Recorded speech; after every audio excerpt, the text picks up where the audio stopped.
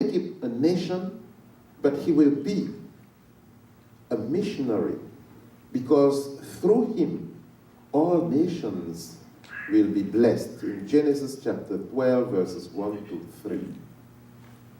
So he's thinking, and for him, he realizes that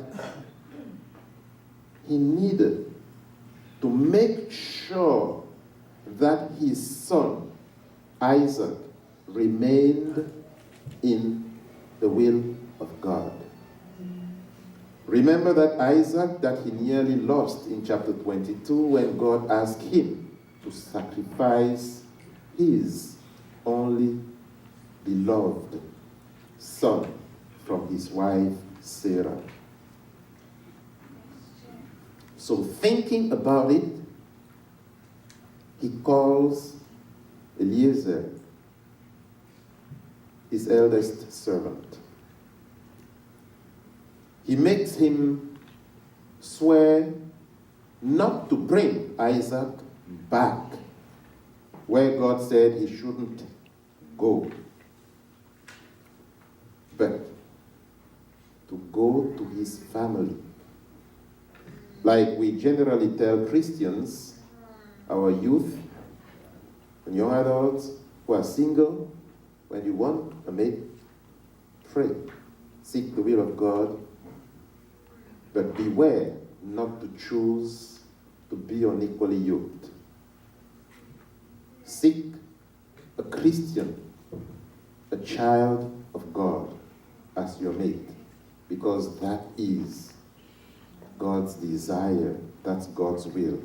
Abraham made sure that Eliezer understood that basic fact.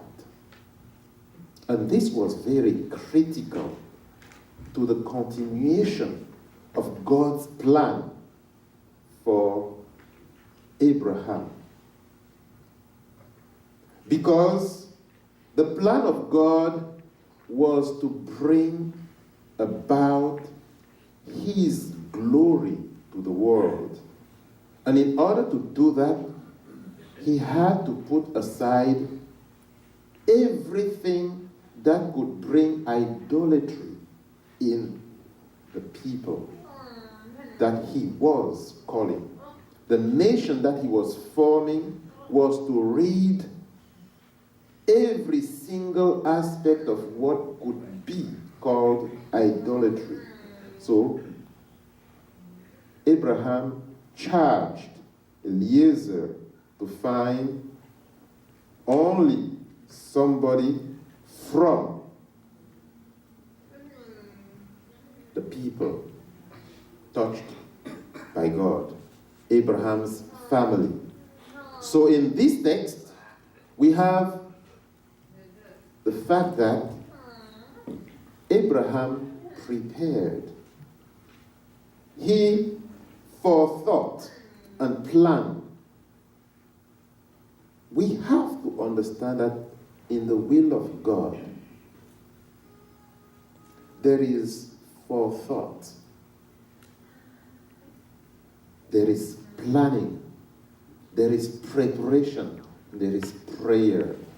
It's not because it's the will of God that we should not think. In fact, Peter said in 2 Peter chapter 1, verses 4 to 8, that we have to add to faith science, thinking. So we have to think, but we have also to plan. Eliezer planned. He took 10 camels, because where Abraham was sending him was far away. It was around 500 miles away. He had to walk 500 miles away to find Rebekah. So he planned. He prepared himself.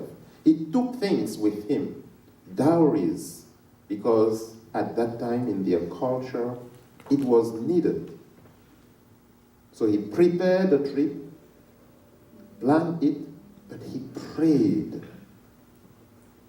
He prayed, and his prayer was very important, simple but precise.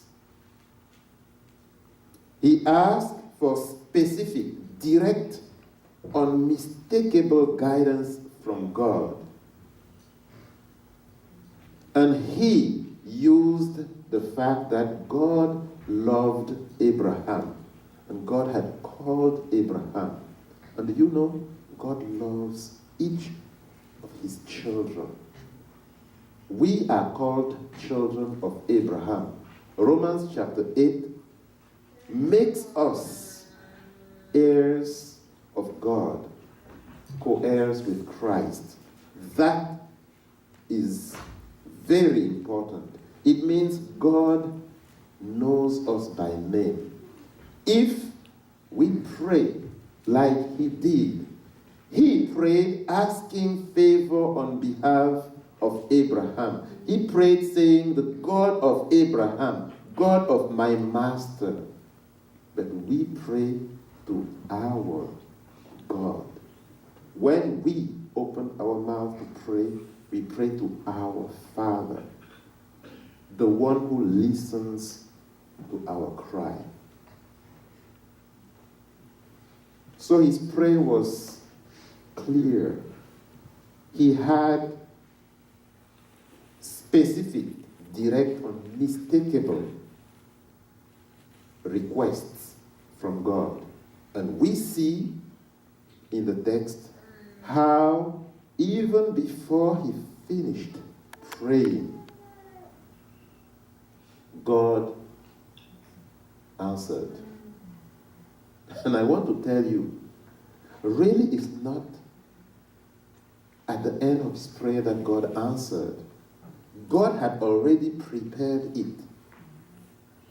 God knew where he was going, and God had prepared. Remember when Abraham charged him, he told Abraham, but if the girl doesn't want to come back with me, I asked myself, so in his mind, there is only one girl in the entire family of Abraham over there where he was going.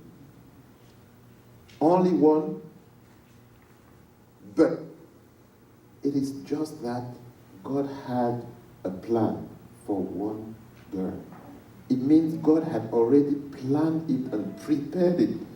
God is the one in charge. And because God is in charge, God knew exactly how to put things together for him to see. So when the girl came, when Rebecca came out, and he was looking at her, when he asked to drink, when she was doing everything according to the specific things that he had asked, he was in awe. And he was just watching to see if his trip was successful. God is in charge as he was back then. But I would like us to realize as well that God is sovereign.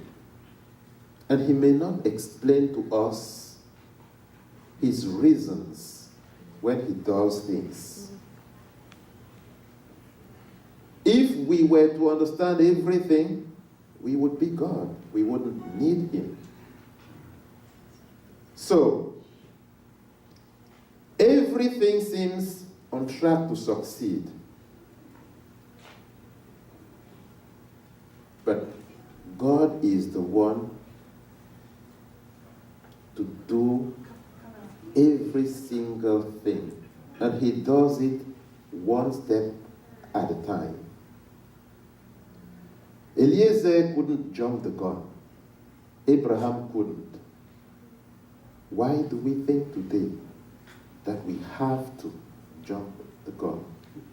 Why do we think that it is because we want to impose our belief on people that they will change. Do we think that we can change the heart of people? You have some other religions out there that really want to impose. If you don't agree with them, you can get killed. But that's not God's plan, because God's desire is